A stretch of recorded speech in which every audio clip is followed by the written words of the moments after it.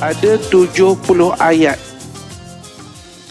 Allah Subhanahu wa taala sebut berkenaan dengan pengertian redha dalam pelbagai aspek. Antara kemestian bagi keimanan adalah keredaan seorang hamba terhadap qada dan qadar Allah. Assalamualaikum warahmatullahi wabarakatuh. Alhamdulillahi bini'matihi tatimmus salihat. Asyhadu an la ilaha illallah wahdahu la syarika lah. Wa asyhadu anna Muhammadan abduhu wa rasuluh. Allahumma salli wa sallim wa barik ala Muhammad wa ala alihi wa sahbihi wa tabi'ina bi ihsanin ila yaumiddin wa ba'. Muslimin dan muslimat yang dirahmati Allah, kita sambung perbincangan kita pada malam ini berdasarkan buku Mausu'ah min Akhlaqir Rasul sallallahu alaihi wasallam, tulisan Asy-Syaikh Mahmud Al-Misri. Kita berada dalam perbincangan bab berkenaan dengan ridha. Dalam Al-Quran ada 70 ayat Allah Subhanahu wa taala sebut berkenaan dengan pengertian redha dalam pelbagai aspek. Antara kemestian bagi keimanan adalah keredaan seorang hamba terhadap qada dan qadar Allah, baik ataupun buruk, dan mengetahui bahawa semua takdir tidak berlaku menurut kehendak dan keinginannya, tetapi berlaku berdasarkan hikmah dan ketentuan dari Allah Subhanahu wa taala. Kita sebagai hamba berada pada posisi pemberi cadangan. Kita sebagai hamba tidak berada di posisi pemberi cadangan, tetapi berada pada posisi pematuhan dan penerimaan. Oleh itu, dalam keadaan sekali apapun, kita mestilah menerima keputusan Allah Subhanahu wa taala. Seperti mana yang kita ketahui,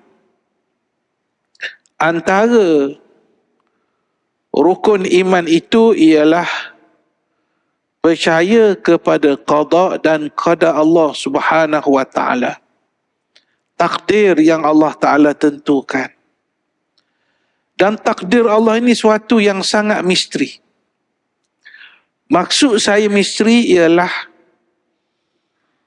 kita tidak pasti adakah takdir itu yang berlaku itu sebenarnya satu kebaikan ataupun sebaliknya ketika ia ditakdirkan oleh Allah.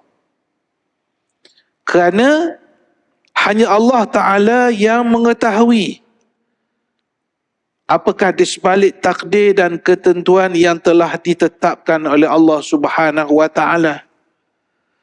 Kita sebagai manusia hanya menerima apa yang sudah ditentukan, ditakdirkan oleh Allah Subhanahu wa taala. Walaupun demikian, bukanlah bermakna kita tidak buat apa-apa. Kita tidak usaha apa-apa. Bukan begitu. Tetapi maksud di situ ialah apabila berlaku penentuan Allah, kita terima itu adalah sesuatu yang datang dari Allah Subhanahu wa taala.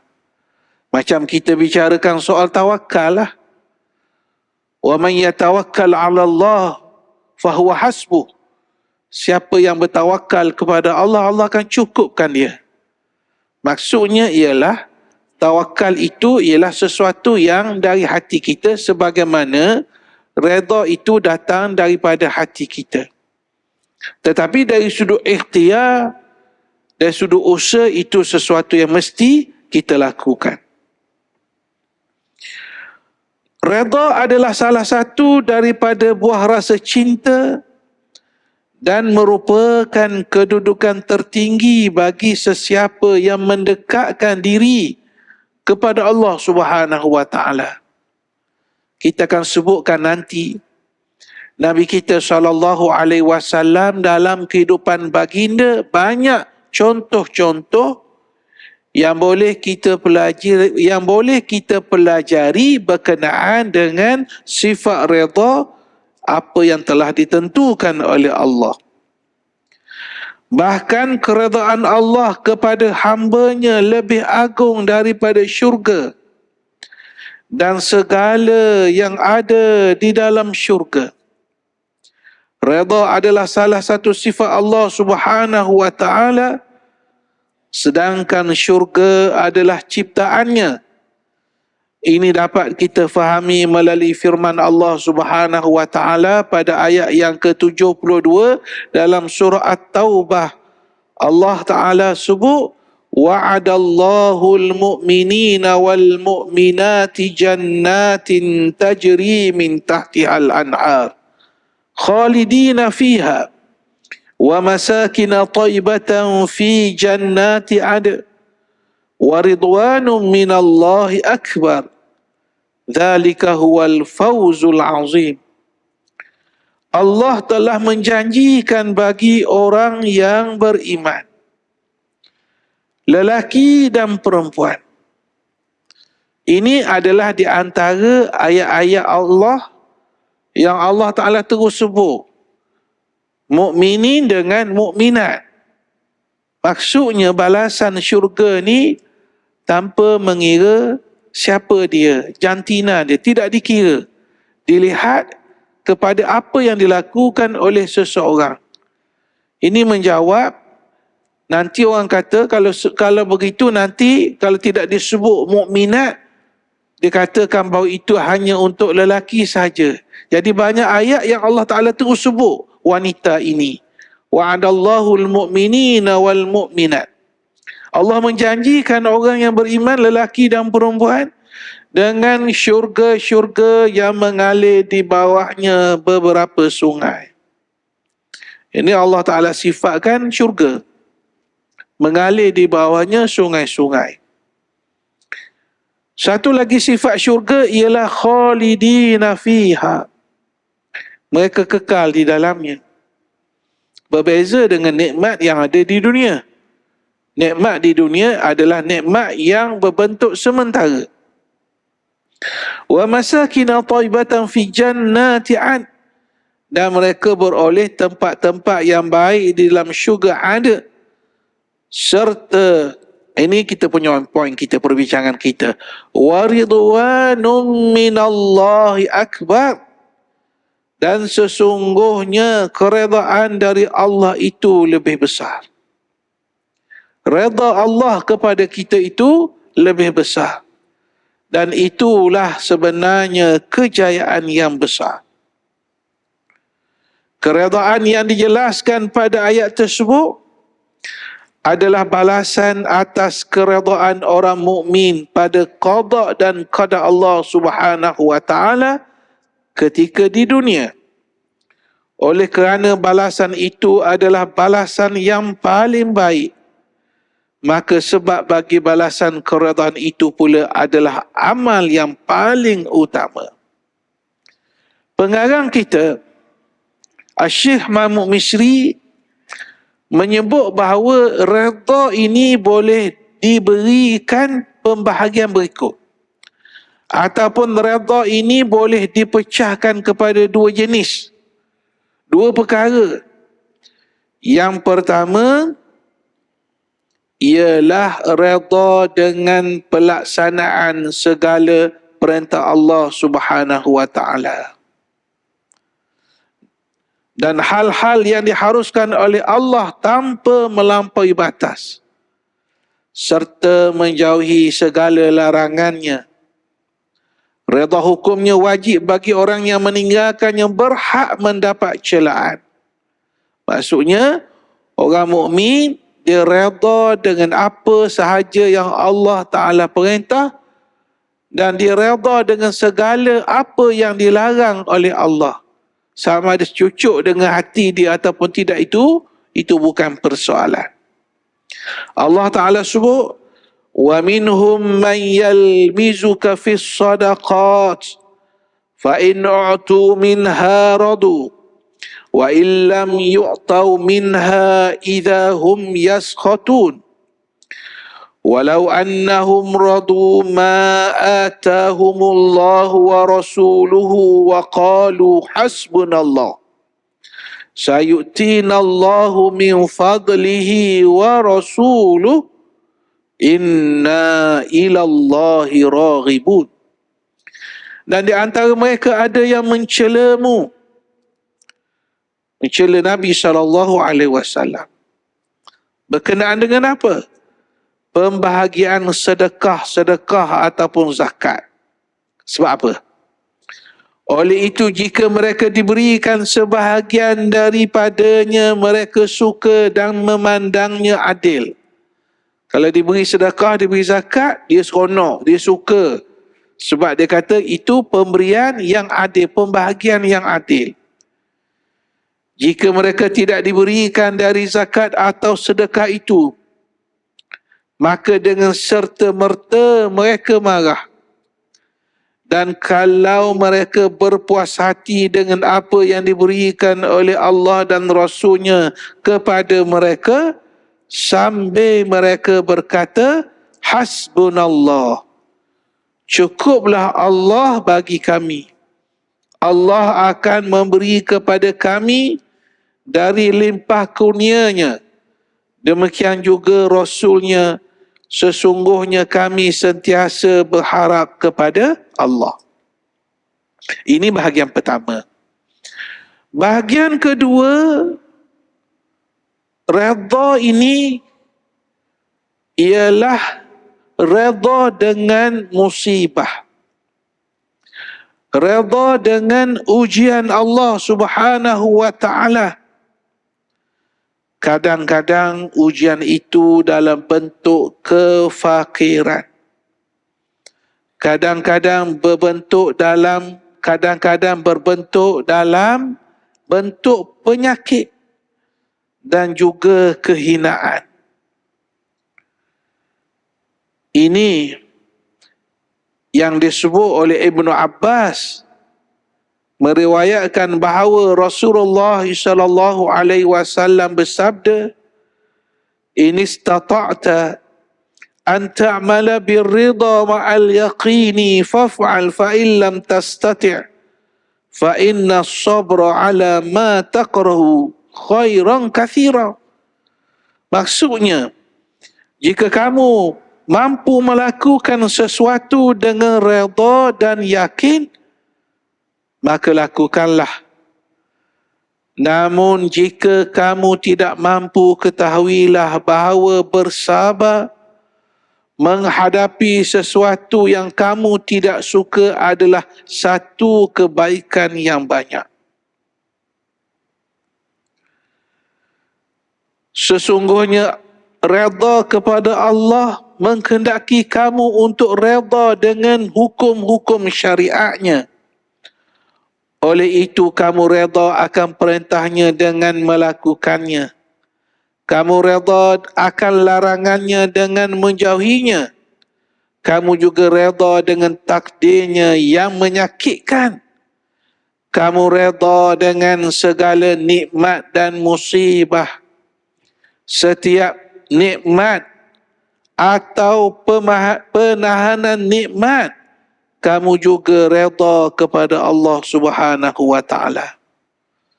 Justru itu kita lihat baginda sallallahu alaihi wasallam meletakkan redha baginda terhadap apa yang dihadapi oleh baginda dengan Nabi SAW melafazkan rasa syukur dengan menyebut Alhamdulillah.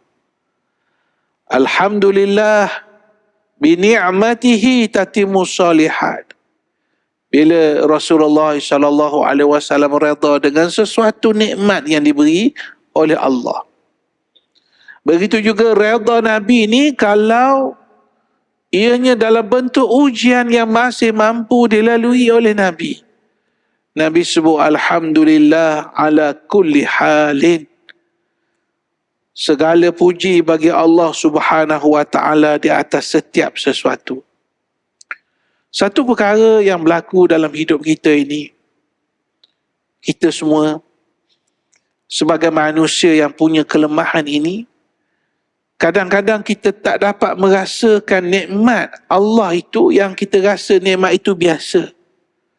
Kita rasa nikmat itu biasa, tapi hakikatnya luar biasa. Dalam satu hadis, Nabi buat contoh yang mudah. Nabi kata, Man asbaha minkum aminan fi sirbihi, mu'afan fi jasadih, indahu qutu yaumih, faka'annama hizat lahu dunya. Kata Rasulullah SAW, siapa yang bangkit pada waktu pagi, bangun pada waktu pagi, apa yang berlaku? Aminan fi sirbihi.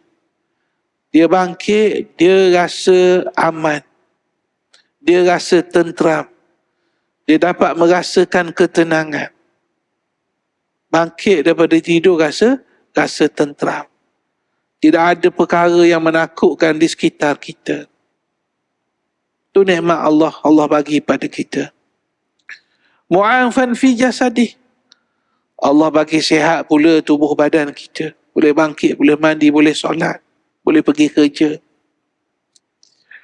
Yang ketiga, Nabi kata, di sisinya dia ada benda yang dia nak makan untuk hari itu. Kalau ada tiga perkara ni, rasa aman, sihat tubuh badan, ada makanan untuk hari itu, Nabi kata kalau orang ada macam tu, faka'annama hizat lahud dunya, orang tu macam dia dapat keseluruhan nikmat dunia. Tengok, Nabi buat perbandingan contoh yang mungkin kita rasa biasa, macam kita pagi tadi lah. Yang tiga perkara Nabi sebut tu kita tak fikir pun, betul tak? Kita sendiri terbangun, kita rasa aman, kita rasa biasa. Lepas tu kita sihat, kita rasa biasa. Lepas tu kita minum pagi, kita sarapan pagi, kita itu biasa, itu rutin kita. Tapi apa yang Nabi gambarkan, Nabi kata itu adalah satu nikmat yang cukup besar, seolah-olah kita dibentangkan nikmat dunia kepada kita. Allah memberimu kesihatan badan, keselamatan negara, makanan, pakaian, udara, semua yang disebut oleh pengarang ini, itu sesuatu yang tidak ada kepada saudara-saudara kita sekarang di Gaza ataupun di Palestin. Kesihatan badan, macam mana hospital dibom, bayi-bayi ditinggalkan begitu saja, mereka hambak semua tinggalkan hospital. Dalam hudnah, dalam tempoh gencatan senjata 6-7 hari baru ni, semua dah jadi jenazah belaka, jadi mayat belaka. Anak-anak yang umur 2 tahun, 3 tahun. Keselamatan, tidak ada nama istilah keselamatan. Makanan seperti yang kita saksikan, gas pun tak ada, pakai kayu api dengan makanan yang sangat terhad. Pakaian tak payah cerita, nak masuk musim sejuk. Udara yang penuh dengan asap, bom dan sebagainya. Ini ujian yang berlaku kepada saudara-saudara kita. Justru itu Allah Ta'ala sebut, wa asbagha alaikum ni'amahu zahiratan wa batinah. Dan dia telah melimpahkan kepada kamu nikmatnya yang zahir dan yang batin. Allah juga mengurniakanmu 2 biji mata. Dengarkan kita, dia perincikan lagi.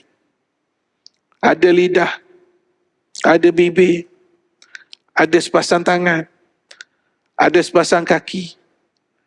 Justru itu diulang-ulang dalam surah Ar-Rahman, fabi ayyi ala'i rabbikuma tukadziban. Maka yang mana satu di antara nikmat Tuhan kamu yang kamu hendak dustakan? Nabi SAW cerita, bila Nabi baca ni, ayat ini dan ayat ini didengari oleh golongan jin, bila sampai kepada ayat fabi ayyi ala'i rabbikuma tukadziban, malaikat jin menjawab, bukan malaikat, jin menjawab, tidak ada nikmat yang kau berikan kepada kami, kami dustakan ya Allah, maka segala bagimu adalah kesyukuran. Ini respon daripada jin apabila mendengar ayat ini dibaca oleh Rasulullah SAW. Sebagai contoh, kata pengarang kita, bukankah satu perkara yang baik bahawa kamu boleh berjalan dengan mudah, sedangkan ada banyak kaki yang kudung, atau kamu dapat berdiri di atas kaki bila mana banyak kaki yang dipotong? Adakah kamu seorang yang hina bila mana kamu boleh tidur nyenyak, sedangkan orang lain tidak dapat tidur kerana penderitaan?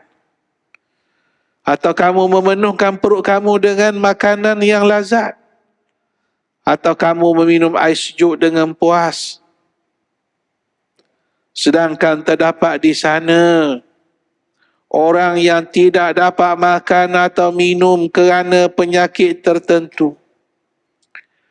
Fikirkanlah mengenai pendengaran kamu yang jelas, yang terpelihara daripada pekak.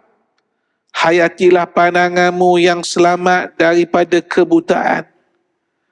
Lihatlah kulitmu yang cantik tanpa sebarang panau atau kurap. Akalmu pula waras tanpa sebarang penyakit gila atau kerunsingan. Semua ini adalah nikmat-nikmat yang Allah Ta'ala berikan kepada kita manusia. Allah Ta'ala sebut dalam surah Al-Baqarah ayat 216, wa asa an takrahu syai'an wa huwa khairul lakum, wa asa an tuhibbu syai'an wa huwa syarrul lakum, wallahu ya'lamu wa antum la ta'lamun. Hebat ayat ni tuan-tuan. Ayat ni kalau kita baca, kita hayati, boleh menyelesaikan banyak masalah pemikiran kita dalam hidup ni. Kita baca sekali ayat ni. Wa asa an takrahu syai'a wa huwa khairul lakum, wa asa an tuhibbu syai'an wa huwa syarrul lakum, wallahu ya'lamu wa antum la ta'lamun.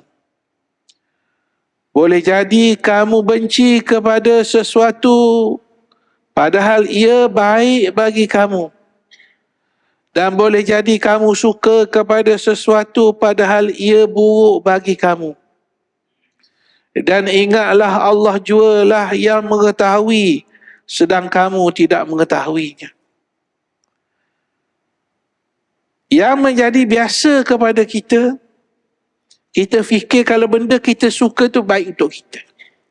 Pemahaman kita, kefahaman kita. Benda yang kita suka baik untuk kita. Benda yang kita benci tak baik untuk kita. Tapi Allah Ta'ala sebut di sini, ada kemungkinan perkara-perkara tertentu yang kamu benci tapi sebenarnya ia baik bagi kamu. Ataupun sesuatu itu boleh kamu suka tapi buruk untuk kamu. Kerana yang betul-betul mengetahuinya ialah Allah. Wallahu ya'lamu wa antum la ta'lamun. Kerana Allah jualah yang mengetahui sedang kamu tidak mengetahui. Kita kalau berlaku perkara, katalah berlaku perkara kita, sesuatu yang kita tidak suka hari ini. Hari ini ada berlaku benda perkara kita tak suka. Dan kita rasa benda tu merugikan kita. Tapi kita tidak tahu di sisi Tuhan, di sisi Allah, itu baik untuk kita. Baik untuk kita. Saya ambil contoh, ini contoh saya reka. Katalah, ada seorang hari ini, orang berniaga, dia muflis, bankrupt hari ini, contoh. Tidak ada orang suka bankrupt. Dengan perniagaan dia dah bina kata 10 tahun, 15 tahun, takdir Allah, bankrupt. Dan bankrupt ni semua orang tak suka. Tak ada orang suka. Pada mata kasar habis dah hidup dia. Perniagaan runtuh, bankrupt. Tapi mungkin hikmah di sebaliknya ialah Allah nak beri lorong kepada orang itu supaya dia bangkit kembali, dia mencari teroka bentuk perniagaan baru yang mungkin dalam 5 tahun, 7 tahun akan datang dia jauh lebih berjaya daripada perniagaan sekarang. Dan itu banyak kisah-kisah seperti itu. Tapi bila berlaku waktu itu adalah sesuatu yang sangat buruk baginya. Dan juga perpisahan dalam rumah tangga. Memang betul lah, abghadul halali ilallah at-talaq, betul. Perkara yang Allah paling benci di sisi Allah ialah at-talaq, perceraian, betul. Tapi kita kena akui juga, kalau sudah tidak ada cara, tidak ada jalan, itulah jalan keluarnya. Dan bila berlaku perceraian, semua orang tak suka. Mana ada orang suka? Tetapi kadang-kadang sebenarnya perceraian itu akan memberi ruang yang lebih baik kepada pasangan ini, sama ada lelaki ataupun perempuan. Ada yang mereka itu rujuk kembali dan hubungan mereka menjadi semakin kuat sampai ke penghujung kehidupan. Dan ada membawa haluan masing-masing. Tapi juga Allah mentakdirkan kebahagiaan kepada mereka berdua. Ini contoh mudah nak gambarkan. Tidak semua perkara yang kita tidak suka pada waktu kita menerimanya itu, dia buruk kepada kita. Kerana hanya masa yang menentukan. Itu yang kita sebut takdir Allah Subhanahu wa ta'ala. Dan seperti mana yang saya selalu sebut bahawa orang mukmin dia bersifat positif dengan perkara yang berlaku di hadapan dia akan datang. Dia akan bersifat positif. Dia pandang kegagalan hari ini hanyalah bersifat sementara. Dia fikir bahawa suatu hari nanti Allah akan memberi kejayaan kepadanya. Sebab tu orang mukmin dia tak akan mengungkit-ungkit cerita benda-benda kelemahan, kerosakan. Dia tak akan cerita. Tak akan cerita. Sebab dia akan berjalan terus. Dia nampak sesuatu yang lebih baik pada masa yang akan datang. Baik, ayat yang kita baca tadi itu yang kita petik daripada surah Al-Baqarah 216. Dalam ayat itu ada berapa perkara yang penting. Yang pertama ialah ayat di atas, wa asa an takrahu syai'an wa huwa khairul lakum tadi. Ayat di atas menuntut seorang hamba untuk menyerahkan segala sesuatu kepada Allah yang Maha mengetahui kesudahan setiap perkara. Redha dengan apa yang menjadi pilihan Allah untuk dirinya, lalu melaksanakan pilihan itu dengan ikhlas kerana Allah Subhanahu wa ta'ala untuk mendapat hasil daripada pilihan tersebut. Yang kedua, tidak layak bagi seorang hamba mengajukan usul dan pilihan kepada Allah. Bukan kita yang boleh tentukan pilihan-pilihan. Sebab tu kita ada solat istikharah, betul tak? Kita ada supaya Allah Ta'ala beri pilihan. Kadang-kadang kita tak tahu pilihan yang terbaik. Jadi kita minta kepada Allah Subhanahu wa ta'ala tunjukkan jalan yang baik kepada kita. Yang ketiga, apabila dia sudah menyerahkan sesuatu kepada Allah dan redha dengan apa yang menjadi pilihannya, nescaya Allah akan menolongnya dengan kekuatan, tekad dan kesabaran. Kita yakin Allah akan bantu kita. Yang keempat, dia berasa tenang daripada pemikiran-pemikiran yang memenatkannya di antara pelbagai pilihan. Kalaulah dia redha dengan pilihan Allah, maka dia dipuji, disyukuri dan diberi kelembutan olehnya, oleh Allah. Kalau tidak redha dengan pilihan Allah, maka dia dikeji dan tidak diberi kelembutan olehnya. Apabila benar penyerahan dan redanya, tawakal maksudnya, maka dia berada dalam kasih sayang dan kelembutan Allah Subhanahu wa ta'ala. Justru redha adalah salah satu amalan hati. Redha ni orang tak nampak. Macam juga tawakal orang tak nampak. Dia benda dalam hati. Abu Darda radhiyallahu anhu, seorang sahabat Nabi berkata, puncak keimanan adalah sabar ketika menghadapi keputusan dan redha dalam menerima takdir. Allah memuji orang yang redha dan menganjurkan mereka sentiasa redha keputusannya. Hal ini menunjukkan bahawa sebenarnya redha mampu kita lakukan. Boleh, kita ada kemampuan untuk redha dengan apa yang telah ditentukan oleh Allah. Dalam hal ini Rasulullah sallallahu alaihi wasallam bersabda, "Dzaqa ta'mal iman man radiya billahi rabba wa bil islami dina wa bi Muhammadir rasula." Telah merasa rasa keimanan, nikmat iman kepada orang yang redha, meredai Allah sebagai Tuhan. Dia redha Allah sebagai Tuhan. Dia redha Islam sebagai agama. Dan dia redha Nabi Muhammad adalah sebagai Rasulullah sallallahu alaihi wasallam. Dalam kehidupan baginda, keredaan Rasulullah sallallahu alaihi wasallam kepada Allah sangat luar biasa. Lebih tinggi dari apa yang digambarkan oleh para ulama dan buku-buku sejarah. Baginda redha ketika kaya dan fakir. Redha ketika perang dan damai. Redha ketika kuat dan lemah. Redha ketika sihat dan sakit. Dan redha ketika sempit dan lapang. Rasulullah sallallahu alaihi wasallam berasa pahit dan duka cita serta pedihnya menjadi anak yatim. Jadi Nabi dapat merasakan pedihnya menjadi anak yatim. Dan anak yatim ni, Nabi jadi anak yatim, Nabi jadi ahli perniagaan ni, kalau kita lihat sebelum Rasulullah sallallahu alaihi wasallam diangkat menjadi nabi. Jadi persoalannya,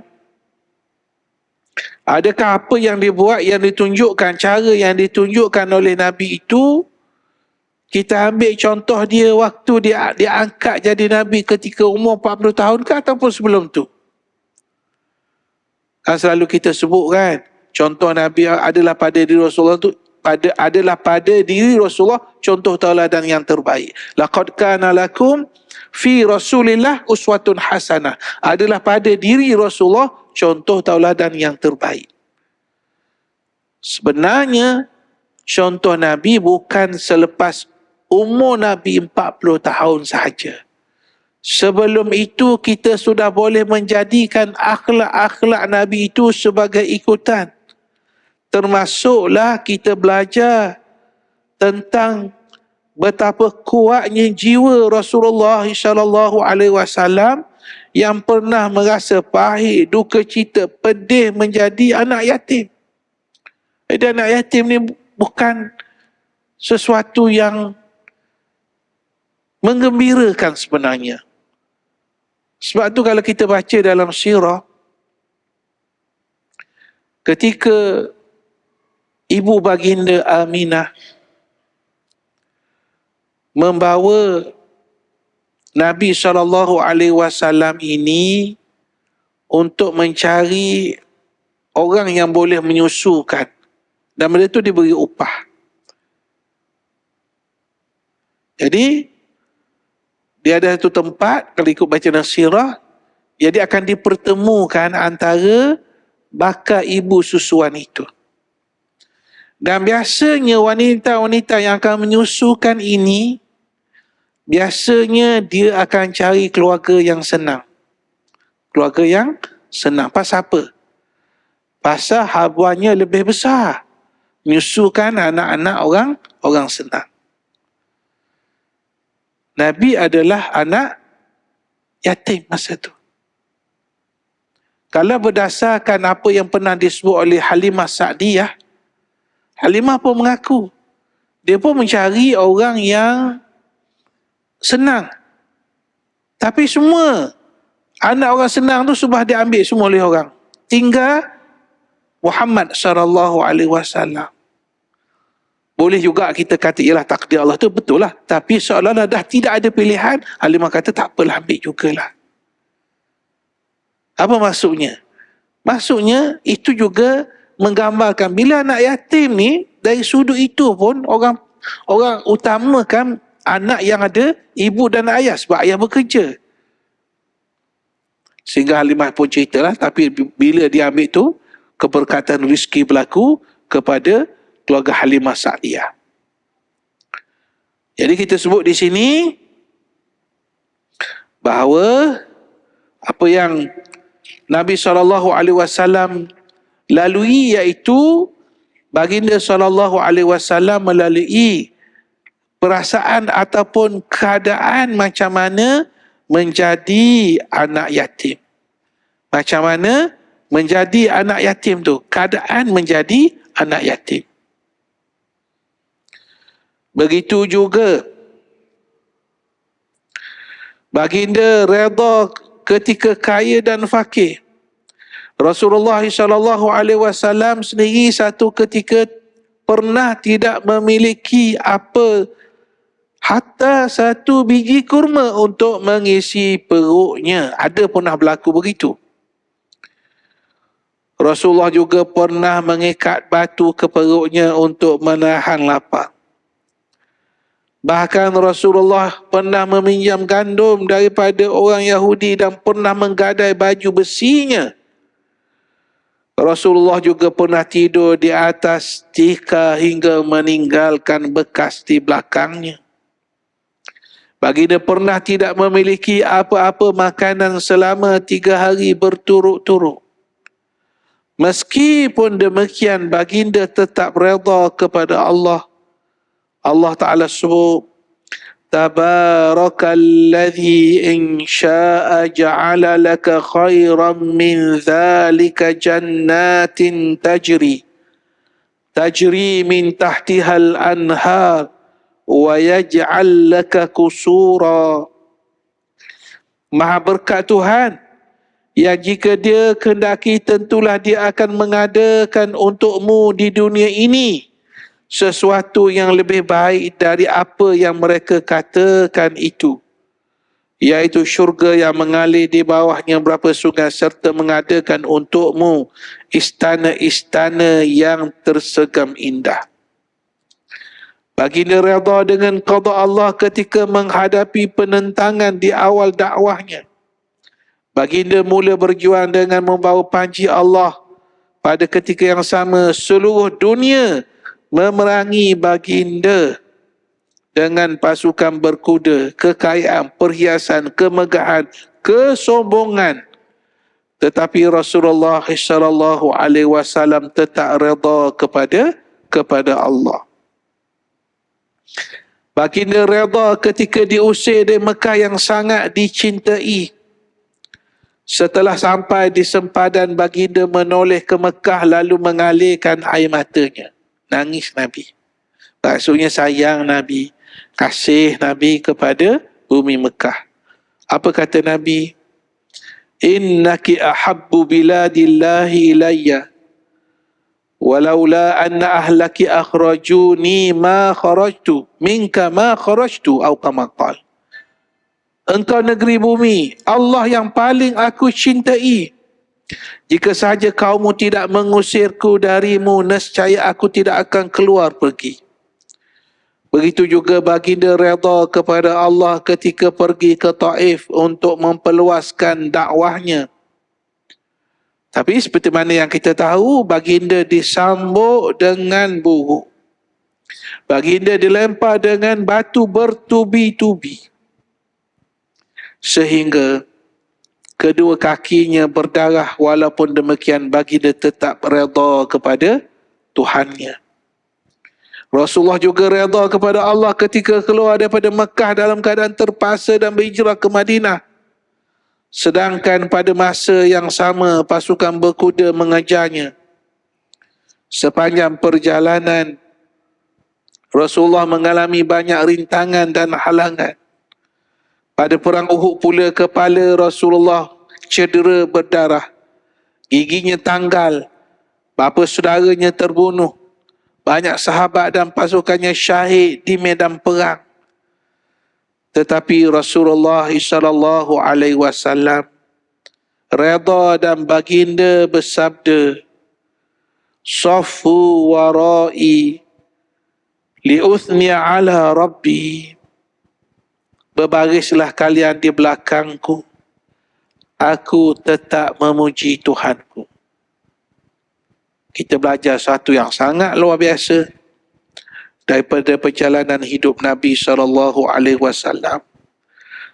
Rasulullah tetap redha kepada Allah, sedangkan orang kafir itu, iaitu orang munafik, Yahudi dan musyrik, telah bersumpah untuk tidak mengikut baginda.